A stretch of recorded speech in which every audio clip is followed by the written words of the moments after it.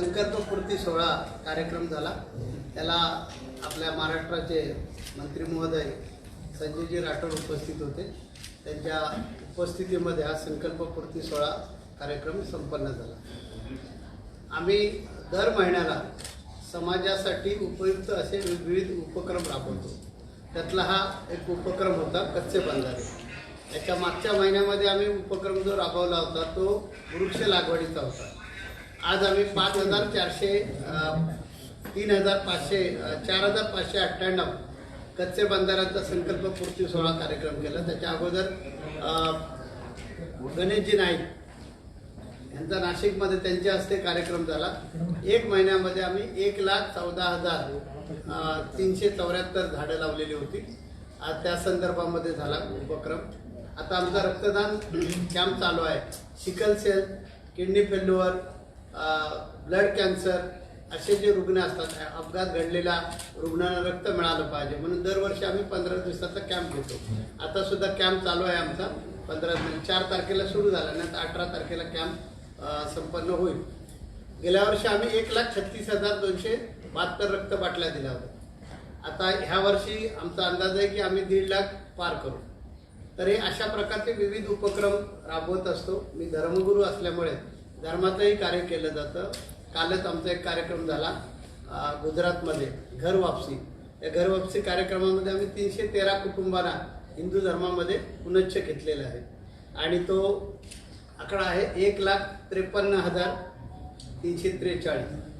तर नुसतं अध्यात्म नाही, आमचं म्हणणं आहे की समाजाची सेवा ही ईश्वर सेवा आहे आणि त्याच्यातून विविध उपक्रम आम्ही राबवतो। आतापर्यंत आम्ही बॉडी डोनेटमध्ये काम केलेलं आहे। 175 देहदान केलेलं आहे आजपर्यंत झालेलं आहे।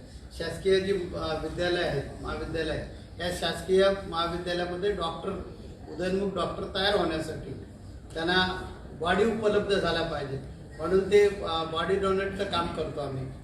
175 आतापर्यंत बॉडी डोनेट झालेले आहेत महाराष्ट्रामध्ये। त्याचबरोबर 116 ऑर्गन डोनेट झालेले आहे।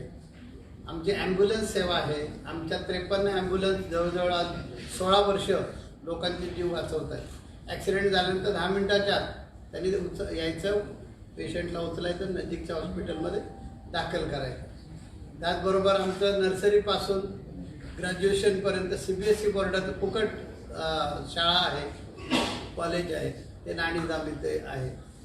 असे अनेक उपक्रम, म्हणजे आता ग्लोबल वॉर्मिंगच्या बाबतीमध्ये आम्ही काम करतोय 2023 पासून। तर ग्लोबल वॉर्मिंग टाळण्यासाठी जनजागरण करण्यासाठी आमच्या पायी दिंड्या निघतात। आमची 7 पीठं जी आहेत त्या 7 पीठांवरून, म्हणजे नागपूरवरून 45 दिवस लोक पायी चालत येतात। हजारो लोक पायी चालत येतात।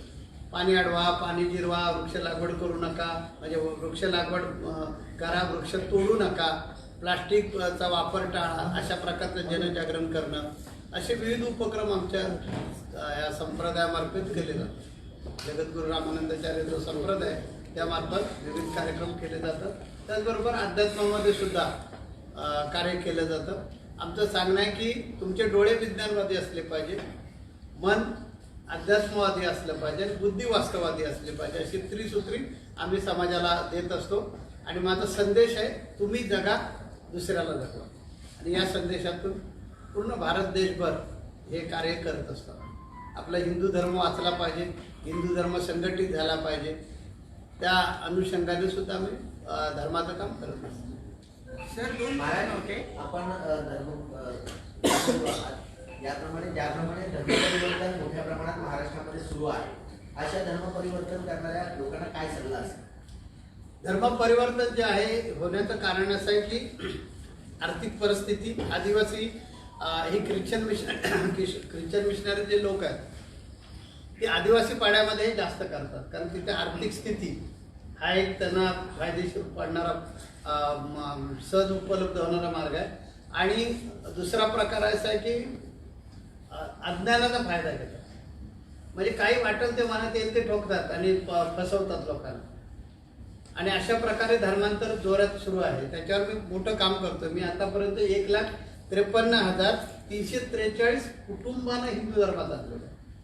त्यानंतर त्यांना नुसतं आम्ही धर्मात घेत नाही, तर त्यांचे रोटी बेटी व्यवहार सुरू करण्यासाठी 15,410 लोकांचे लग्न लावून दिले. म्हणजे ज्यांना मी स्वीकारलं धर्मामध्ये, धर्मगुरू या नात्यानं, त्यांचे आणि जे पूर्वीचे लोक आहेत यांचे रोटी बेटी व्यवहार सुरू करून देणं असं कार्य करतोय. त्यामुळे धर्मांतर मोठ्या प्रमाणामध्ये काम चालू आहे. आमचं मुंबईमध्ये एक वसईला पीठ आहे, त्या वसई पीठावर आम्ही तरुण मुलं ह्या ईसाई मिशनरीनं बळी पडू नये पण ते स्वतःच्या पार उभे राहावेत. त्यामुळे मोटर ट्रेनिंग स्कूल काढलेलं आहे आणि या मोटर ट्रेनिंग स्कूलमध्ये त्यांना शिक्षण देतो, त्यांना ड्रायव्हर बनवतो आणि स्वतःच्या पार उभे करतो. आतापर्यंत जवळजवळ 800 ते 850 ड्रायव्हर तयार झालेत आणि जे आज स्वतःचा उदरनिर्वाह सांभाळू शकतात.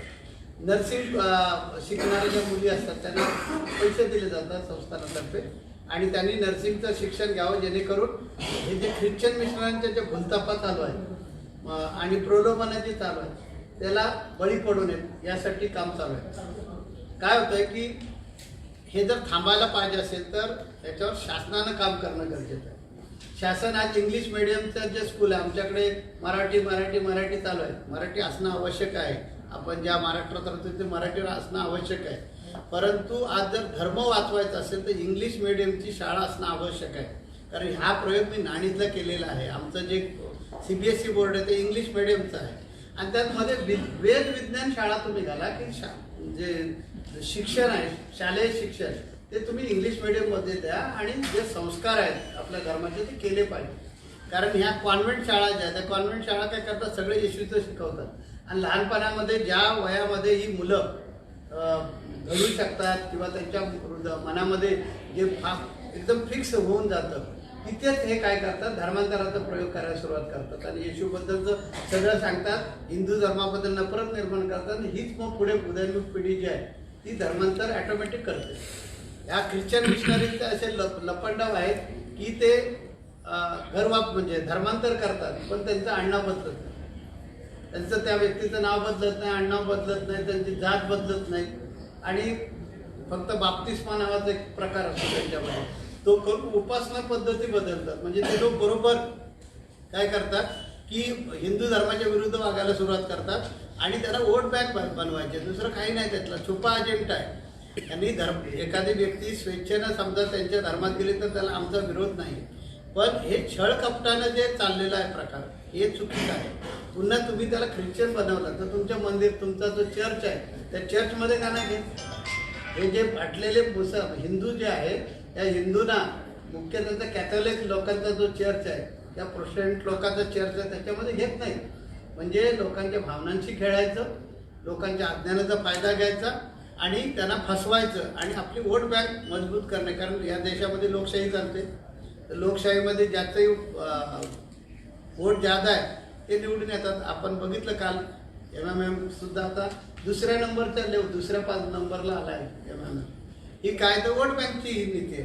आज आपल्याला महाराष्ट्रामध्ये घवघवीत यश मिळालं BJP शिवसेनेला, हिंदुत्वाची वोट बँक आहे. त्यामुळे हे वोट बँकेचं राजकारण आहे ख्रिस्ती धर्म लोकांचं आणि हे कुठेतरी हाणून पाडणं आवश्यक आहे. म्हणून माझी आपल्या सर्वांच्या माध्यमातून सूचना आहे गव्हर्नमेंटकडे की धर्मगुरू या नात्यानं मागणी आहे की जर हिंदू धर्म वाचवायचा असेल तर शाळा कॉलेजमध्ये इंग्रजी माध्यम शिक्षण असणं गरजेचं आहे. आज अगदी ग्रामीण भागातला खेड्यापाड्यातला माणूस सुद्धा म्हणतो माझा मुलगा इंग्लिश शिकला पाहिजे. थोरा मोठ्यांची मुलं इंग्लिश शिकली तर काही नवल नाही आहे, पण ग्रामीण भागातला छोट्या गावातला पण प्रत्येकाची इच्छा आहे माझं मुलं इंग्लिश शिकलं पाहिजे. आणि इंग्लिश फक्त ख्रिश्चनांच्याच कॉन्व्हेंट शाळा आहेत, कारण गव्हर्नमेंटची पॉलिसी आहे इंग्रजी माध्यमाची तुम्ही शाळा घातली 1 रुपया पण मिळणार नाही शाळेला. मग हे बाकीचे लोक चालवणार कशा शाळा? आता आम्हाला शक्य झालं, माझं भक्त वर्ग आहे त्यामुळे आम्हाला शक्य झालं आहे. आम्ही ती आज जवळजवळ 17-18 वर्ष शाळा चालवतो. 1 रुपया पण गव्हर्नमेंटकडून मदत नाही की घेतली नाही, पण बाकीचे चालवू शकणार नाही. जर हिंदू धर्म वाचायला पाहिजे असेल, BJP शिवसेना पक्षाची वोट बँक शिल्लक राहायला पाहिजे असेल तर इंग्रजी माध्यमाची शाळा घालणं गरजेचं आहे आणि इंग्रजी माध्यमाच्या शाळेबरोबर ते वेद विज्ञान केलं पाहिजे. शाळा म्हणजे काय, तिथं संस्कृतीचं मूल्यवर्धित शिक्षण जर दिलं तर धर्माची जोपासना होईल आणि इंग्रजी माध्यम पण होईल. त्याच्यामध्ये मराठी भाषा कुठेही बाहेर फेकली जाणार नाही, त्याच्यामध्ये मराठी हा विषय आपण शिकवू शकतो आज आपण जसं मराठी शिकतो त्याच्याबरोबर हिंदी पण शिकतो, इंग्रजी पण शिकतो, तशा प्रकारे ते चालेल. आणि त्यामुळे मला तर वाटतं काही राजकीय नेत्यांचा त्याला विरोध असू शकतो, पण धर्मगुरू या नात्याने हिंदू धर्म टिकण्याच्या दृष्टिकोनातून मी सांगेन की महाराष्ट्र सरकारने लवकरात लवकर पाऊल उचललं पाहिजे, कारण आम्ही पुरोगामी राज्यामध्ये राहतो आणि पुरोगामाच्या नावाखाली धर्म संपत चाललेला आहे आणि धर्म संपला की तुमचं अस्तित्व संपलं. सर, भारतातले जे धर्म आहे, भारतामध्ये जे आता धर्म सगळे आहेत त्याच्यामध्ये लोक जे कन्वर्ट झालेले आहेत त्यांचा जो ओरिजिनल DNA बघितलात तुम्ही 7-8 पिढ्यापूर्वीचा, तो सगळा हिंदूंचा आहे. बरोबर. त्यांनी घरवापसी करायला पाहिजे का? नक्की करायला पाहिजे, नक्की करायला पाहिजे. कारण हिंदू धर्म जो आहे तोच जगाला एक वेगळ्या प्रकारची दिशा आणि दशा देऊ शकतो. कारण हिंदू धर्म जो आहे या हिंदू धर्मामध्ये विश्वबंधुत्व शिकवलेलं आहे. आज बघा माझे सगळे जे उपक्रम आहेत त्या उपक्रमामध्ये काय करतो आम्ही, मानवता हाच धर्म पाळतो आम्ही. हे अशा प्रकारचं जे संस्कार आहेत ते फक्त आणि फक्त हिंदू धर्मातच आहे. आणि हिंदू धर्म जर वाचला तर नक्की जगामध्ये शांतता प्रस्थापित होईल. आज जी स्पर्धा चालू आहे जगामध्ये, एकमेकांना खाली खेचण्याची स्पर्धा आहे, मला मोठं म्हणा याच्यासाठी स्पर्धा आहे, आपला देश एक नंबरला कसा येईल त्याच्यासाठी स्पर्धा आहे. तर त्यांचं असं का होतं तर संस्कार. शेवटी कुठलाही माणूस जरी असला, आपण पत्रकार आहे, परंतु कुठल्या तरी धर्माचं ब्लड तुमच्या रक्तामध्ये आहे. आणि हे जे ब्लड आहे हिंदू जे रक्त आहे हे हिंदू रक्त कधी आक्रमक नव्हतं. सोरटीच्या सोमनाथ लुटण्यासाठी गजनीच्या मोहम्मदने 26 वेळा आक्रमण केलं आपल्या देशावर किंवा गुजरातमध्ये सोरटी सोमनाथला, पण प्रत्येक वेळा त्याला सोडून दिलं. त्या क्षमा करणं हा हिंदूंचा आद्य कर्तव्य म्हणजे आद्य धर्म आहे असं मी म्हणेन. आणि आज जगामध्ये जर शांतता पाहिजे असेल तर ती दृष्टी आली पाहिजे. जो माझा संदेश आहे, तुम्ही जगा दुसऱ्याला जगवा, हा माझा संदेश आहे. हा संदेश जर लोकांमध्ये यायला पाहिजे असेल तर हिंदुत्व जगणं अत्यंत आवश्यक. महाराज, तुम्ही दोन. हे झालं हिंदुस्थानातलं, पण हिंदुस्थानाचाच एक भाग असलेला बांगलादेश शेजारचा देश आहे. त्या ठिकाणी अनेक हिंदूंवर अत्याचार होत आहेत, अनेक कत्तली केल्या जात आहेत, धर्म परिवर्तनाचं त्यांना एक दहशत निर्माण करण्यात येत आहे. या संदर्भात आपली भूमिका काय? याच्या अगोदर सुद्धा मी भूमिका व्यक्त केलेली आहे, टीव्हीवर वगैरे आहे. ते मला असं म्हणायचं की आज हिंदू का बांगलादेशमधला हिंदू का अडचणीत आला आहे, तर आम्ही जे कुटुंब मर्यादित ठेवलेलं आहे, जगाचं कल्याण झालं पाहिजे, देशाचं कल्याण झालं पाहिजे, त्यासाठी आम्हाला कायद्यानं सांगितलं आहे तुम्ही 2 आणि तुमची 2, पण आम्ही ती पण नाही करत आहे. आम्ही फक्त एकावरच थांबतोय. तर माझं सांगणं आहे की आपल्याला 3-3, 4-4 मुलं होणं गरजेचं आहे. हिंदू धर्म अडचणीत आहे, हिंदू धर्म खतरे में आहे, ही माझी घोषणा आहे. हिंदू धर्म वाचायचा असेल तर डरेंगे तो मरेंगे तो संदेश दिलेले प्रयागराजमध्ये तो मीच आहे, जगद्गुरू रामानंदाचार्य. मीच दिलेला होता तो संदेश की आता घाबरून चालणार नाही. आपल्या अस्तित्वाच्या लढाईचा प्रश्न आहे. जगात एक सुद्धा हिंदू राष्ट्र नाही आहे. भारतामध्ये सुद्धा आम्ही अल्पसंख्याक होत चाललो आहे. आणि जर वाचायचं, कारण ही झपाट्यानं गती खाली येते ना, कुटुंब कल्याण जे आपण ठरवलेलं आहे आणि आम्ही 2 आणि आमचे 2, फक्त आम्हीच पाळतो. मुसलमान कुठे पाळतात, ख्रिश्चन कुठे पाळतात ते पत्ते, आणि ते पाळत नसल्यामुळे आमची संख्या झपाट्यानं खाली येत चाललेली आहे. आणि ते जर पुढचा धोका ओळखून आम्ही जर आमचा परिवार वाढवला नाही, देशाची काळजी करत बसलो तर आम्ही संपणार आहोत. आणि धर्मगुरू या नात्यानं मी सांगेन की प्रत्येक हिंदूंनी कमीत कमी 2 मुलांचा हट्ट धरलाच पाहिजे, तरच तुम्ही वाचणार. सर, बांगलादेशी हिंदू आहेत त्यांच्यावर अत्याचार होते, त्यांच्या हल्ले केले जातात, त्यांना हत्या केली जाते, परंतु आपण सरकार मुख्य भूमिका घेत नाही. तर आपण असं घेत नाही असं नाही म्हणता येणार. सरकार भूमिका घेत नाही असं नाही, ती फक्त आपल्याला उघड होत नाही एवढाच प्रकार आहे. सरकार आपापल्या पद्धतीनं जे आहे ते प्रयत्न करतं, दबाव गट निर्माण करतं, दबाव आणतं, प्रेशर आणतं, सगळं चाललेलं आहे. शेवटी त्याच्यामध्ये एक राजनैतिक जो आहे तो घटक असतो. त्याच्यामुळे मोदी साहेब जे आहेत ते मोदी साहेब त्याच्यावर प्रेशर आणत नाहीत असं समज चुकीचं आहे. जरूर आणतात, काही 4 लोकांमध्ये बोलता येत नाही, एवढाच फरक आहे. आम्ही सर्व हिंदू सुद्धा जे आहोत ते गप्प आहोत असं नाही, पण काही कायदा आहे तो पाळावा लागतो, कारण तो दुसरा देश आहे. दुसरा देश जो आहे तो दुसरा, आता आपल्याला पाकिस्तान, त्या पाकिस्तानने आमच्यावर जेव्हा हल्ला केला तर आपल्याला का थांबावं लागलं, काही त्याच्या पाठीमागे पॉलिटिक्स असतं ना. आपला देश जो आहे तो 3री इकॉनॉमी झालेली आहे आणि तिला थांबवण्यासाठी हे सगळे प्रयत्न चालू आहेत. त्यामुळे हे कसे भरडले जाते, हे कसे खेचले जाते, हा प्रयत्न केला जातो. त्यामुळे संयमानं उत्तर दिलं जातं.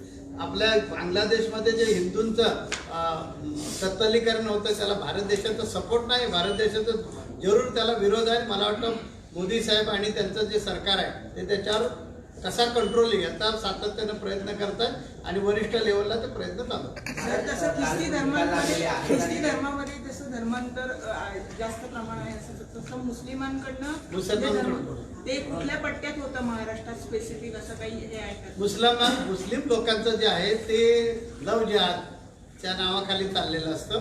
ते काय करतात की पैसे युवा पिढी त्यांची जी आहे त्यांना पैसे फेरायचे, त्यांनी छानचुकी करायची, गाड्या घ्यायच्या, फिरायचं, पोरींवर इम्प्रेशन मारायचं आणि त्यांना फसवायचं. त्याच्या पाठीवर कुटील डाव असा आहे, 3 लोकांना संपवून टाकायचं हिंदूंच्या. एका लव जिहादमध्ये 3घांना संपवलं जातं. कारण ती आमची मुलगी जाते, तिला होणारे 2 मुलं असतात, ते ॲटोमॅटिकच हिंदू होत नाहीत.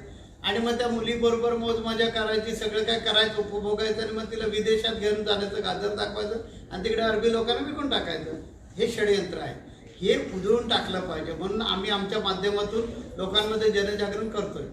हे लव जिहाद काय प्रकार आहे तर त्याबद्दल जागृती करतोय.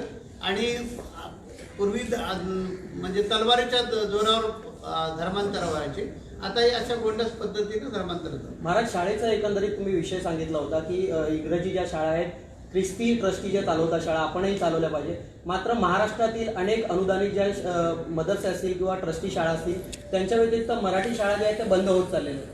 शासन कुठेतरी मराठी शाळांवर अन्याय करतंय, या संदर्भात आपण काही मराठी शाळांना अनुदान मिळत नाही, यामुळे मराठी शाळा बंद होत चाललेल्या आहेत. इंग्रजी अनुदान जे आहे ते अनुदान मिळतं कोण? मग शासन अनुदान कुणाला देतं? जर मराठी शाळांना अनुदान देत नाही तर अनुदान जातं कुठे? मग त्या मराठी शाळांना अनुदान मिळत नाही त्यामुळे शाळा बंद पडतात असं मी मानत नाही. मला असं वाटतं की खेडेगावातला अगदी एखादा ड्रायव्हर आहे, म्हणजे ट्रक ड्रायव्हर आहे, त्याला सुद्धा वाटतं की माझा मुलगा इंग्लिश शिकला पाहिजे, त्यामुळे या शाळा बंद पडतात. म्हणून तो धोका लक्षात घेऊन त्या मराठी शाळांमध्ये सेमी इंग्लिश करा. प्युअर इंग्लिश करता येत नसेल तर सेमी इंग्लिश करा, पण इंग्लिश करा. आज इंग्लिश ही काळाची गरज आहे. आज आपल्या महाराष्ट्रातले कितीतरी लोक मागे आहेत, त्याऐवजी तामिळनाडू बघा, केरळ बघा, पुढे जातात का इंग्लिश. त्यामुळे माझी राजकीय नेत्यांना हात जोडून विनंती आहे की मराठी जगलीच पाहिजे, कारण ती आमची अस्मिता आहे, आमच्या राज्याची अस्मिता आहे, ती जगलीच पाहिजे. परंतु इंग्रजीला विरोध करून आपण काही साध्य नाही करत. आम्ही आमची मुलं इंग्रजी माध्यमातच शिकवतो.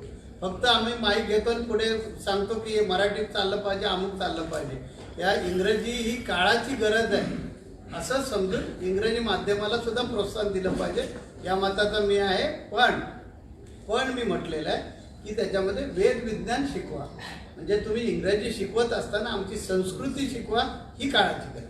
मग त्या संस्कृतीमध्ये आमचं आलंच की मग आमचा धर्म आला, आमची भाषा आली, संस्कृतीमध्ये सगळ्या गोष्टी याच्यात अंतर्भूत आहेत. त्यामुळे अन्यायही होणार नाही आणि जागतिक स्पर्धेमध्ये आमची मुलं टिकतील आणि पुढे जातील. काल स्पष्ट झालेला आहे. कालच्या निकालामध्ये MIMच्या सर्वाधिक जागा आलेल्या पाहायला मिळतात.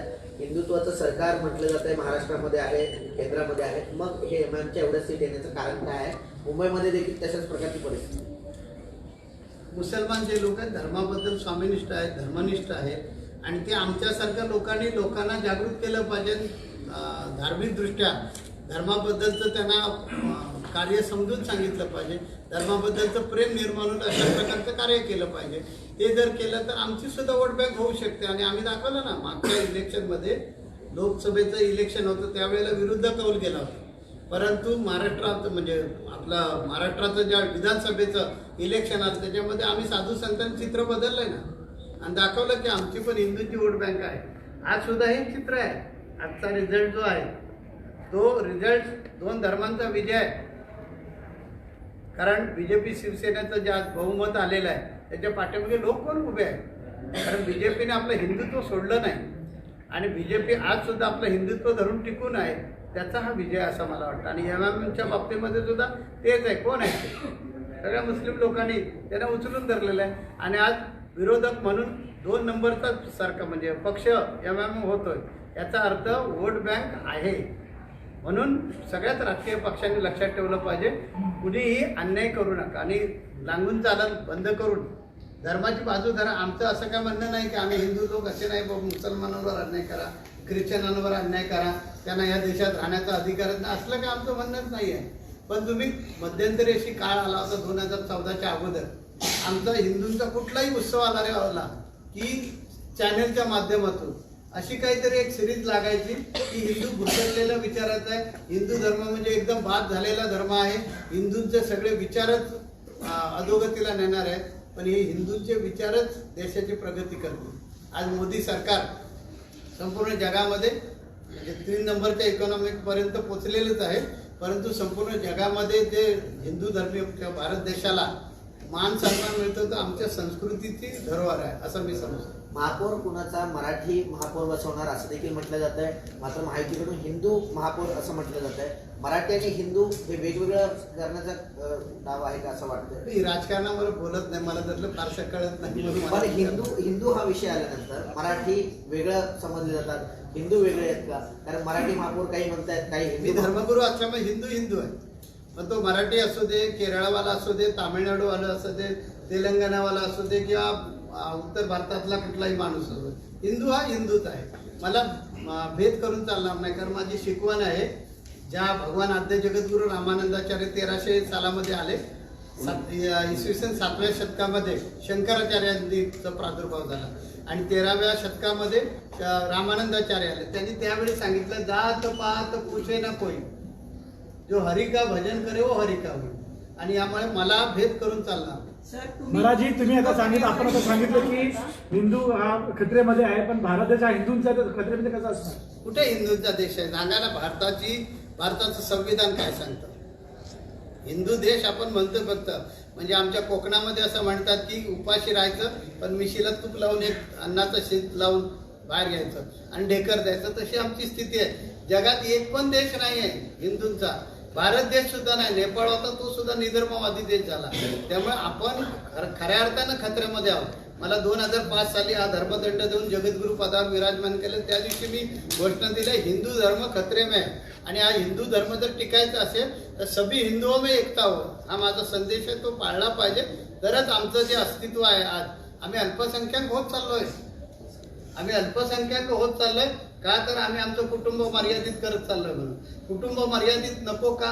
पाहिजे, पण जर शेजारीच करणार नसेल आणि आम्हीच फक्त नियम पाळत राहिलो तर आमचं अस्तित्व संपेल ना. आज इस्रायलमध्ये किती वर्ष लढाई चालू आहे अस्तित्वासाठी. यहुदी लोक आपल्या अस्तित्वाची लढाई करतात. सगळ्या मुस्लिम कंट्रीने त्यांना घेरलेलं आहे आणि त्यांचं अस्तित्व कसं टिकेल आज कसोशीचे प्रयत्न आहेत. अमेरिका जर पाठीशी नसते तर त्यांचे किती हाल होते. आपल्या पाठीमागे कोण येणार आहे? कोण आहे आपल्या पाठीमागे? आपण ज्याला चायना मित्र मित्र मित्र म्हणतो तो राहणार आहे आपल्या पाठीशी का?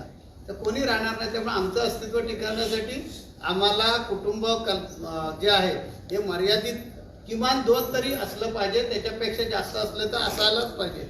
परंतु आपण लोकशाही मानणारे लोक आहोत म्हणून ठीक आहे, आपल्या देशाचा कायदा आहे, तुम्ही 2 आणि आमचे 2.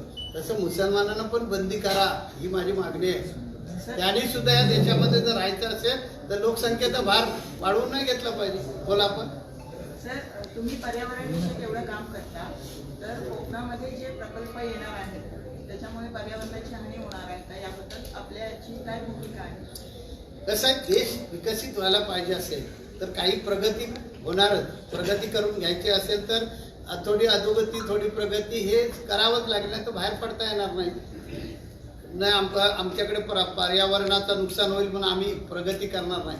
तर तुम्ही जगाच्या पाठीमागे राहाल. जगामध्ये जी प्रगती चालली तशा प्रकारे वेगळ्या प्रकारचं संशोधन करून जी पर्यावरणाचा जो समतोल ढासेल त्याच्यावर पर्यायी मार्ग काढले पाहिजेत आणि पर्यायी मार्ग काढून आपण पुढे गेलं पाहिजे. पण आमच्याकडे पर्यावरणाचा ऱ्हास होईल म्हणून आम्ही प्रगती आमच्या कोकणामध्ये काय आहे? काहीच नाही. इतके आमदार खासदार होतात, काहीही कोकणामध्ये नाही आहे. आज आमचं सगळे चाकरमानी मुंबईत होते, त्या गिरणी बंद झालं. आज उपासमारीची वेळ आली आणि सगळे व्यसनी झाले, पोरं सगळे फुकट गेले. काय कोकणामध्ये रायगडपासून सिंधुदुर्गापर्यंत असे कुठले तरी प्रकल्प दाखवा. तेच पश्चिम महाराष्ट्र बघा, या इतर ठिकाणी बघा किती प्रगती झाली ती. या पर्यावरणाच्या नावाखाली म्हणजे गळा काढण्यात काहीच अर्थ नाही. माझं म्हणणं आहे उद्योगधंदे आलेच पाहिजे. तरुण पोरं ही जी व्यसनी होतात, वेगळ्या प्रकारे त्यांना उद्योगधंदे नसल्यामुळे भटकतात, त्यांना सुस्थितीत ठेवण्यासाठी उद्योगधंदे आले पाहिजे असं माझं म्हणणं आहे. पर्यावरणाचा समतोल कसा राखायचा शासनाने प्रयत्न करावा.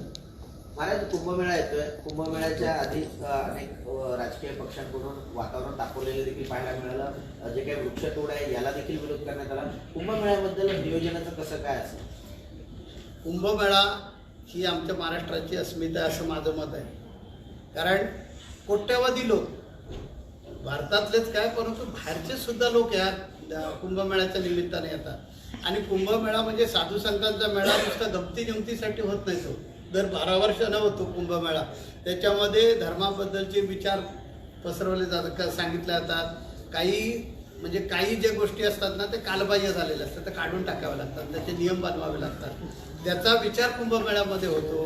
दानधर्म होतो, आरोग्याची काळजी घेतली जाते. असं अनेक प्रकारचं आध्यात्मिक पुनरुत्थान होतं. अशा अनेक गोष्टी कुंभमेळ्यामध्ये होतात. तर कुंभमेळा होणं आवश्यक आहे.